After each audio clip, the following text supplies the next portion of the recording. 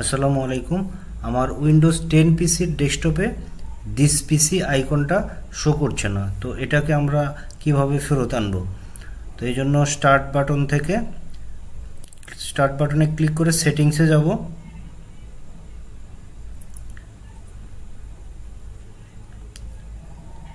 তো এখান থেকে আমরা পার্সোনালাইজে যাব। পার্সোনালাইজেশনে যাব, তারপর এখান থেকে থিমসে যাব এবং নিচে স্ক্রল করে ডেস্কটপ আইকন সেটিং এখানে যাব।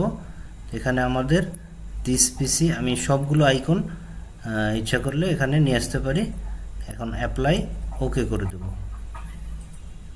তো এইভাবে আমরা উইন্ডোজ 10-এ ডেস্কটপ আইকনগুলো ফেরত নিয়ে আসতে পারি। আজকের ভিডিও এই পর্যন্তই ছিল। সবাই ভালো থাকবেন। আসসালামু আলাইকুম।